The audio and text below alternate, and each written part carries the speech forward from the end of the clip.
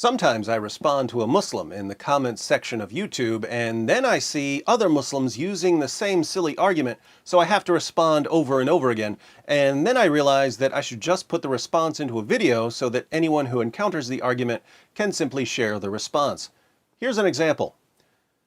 GoldMan writes, in the book of Matthew 26:39, Prophet Jesus, peace be upon him, fell on his face and prayed just like the Muslims do in Mecca and Medina 5 times every day.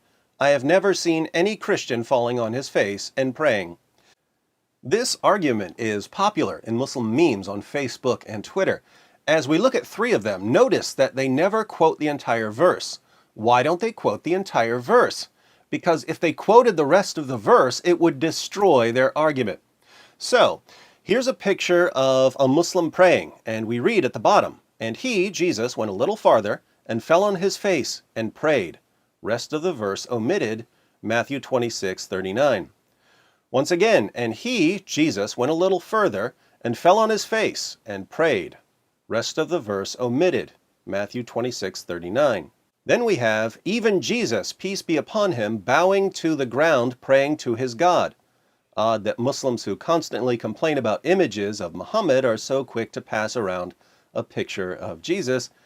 One more, Jesus prayed like this, Matthew 26:39, why don't you? This one doesn't quote any of the verse. So this is meant to show that Jesus prayed like a Muslim, and that he must have been a Muslim, and that followers of Jesus should therefore convert to Islam. Now for my response.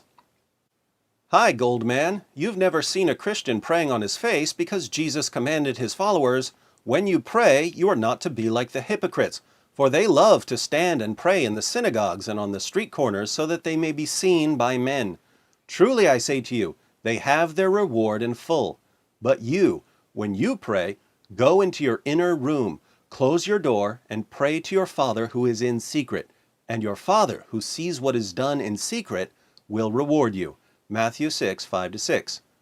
Notice that this is the same book you just cited to show that Jesus prayed like Muslims. Muslims pray in the open so that you may be seen by men. Jesus condemns your prayers. Jesus also said, in the same book you cited, and when you are praying, do not use meaningless repetition as the Gentiles do, for they suppose that they will be heard for their many words. Matthew 6:7. What do Muslims do when they pray? They recite memorized prayers in a language most of them don't understand. Even more hilarious, the exact verse you cited condemns you. And here's why Muslims never quote the entire verse when they use this argument. Matthew 26:39 reads, and he went a little beyond them and fell on his face and prayed, saying, my Father, if it is possible, let this cup pass from me, yet not as I will, but as you will. Jesus calls God my Father. According to the Quran, 9:30, Jesus is not the Son of God. Indeed, the Quran declares that Allah is a father to no one. See 5:18, 1988-93, and 21:26. So, if we believe the verse you cited, Islam is false. Beyond this, Jesus prayed in different positions. John 17:1 states, Jesus spoke these things, and lifting up his eyes to heaven, he said, Father, the hour has come, glorify your Son, that the Son may glorify you. Jesus prayed while looking up to heaven. I've never seen a Muslim pray like this. Notice also, once again, that Jesus calls God Father and declares himself to be the Son. So, your proof of Islam is something that thoroughly contradicts Islam. Thank you for proving, based on the teachings of Jesus, that Muhammad was a false prophet. I think I'll make a video about this. Now, when Muslims look up Matthew 26, verse 39, and read that Jesus calls God my Father, and then cut that part off because the Quran says that Allah is a father to no one, and they post part of the verse and claim that it supports Islam, isn't that highly deceptive? Why is this kind of deliberate deception so common among Muslims who are trying to convert Christians? Let me know what you think in the comments section.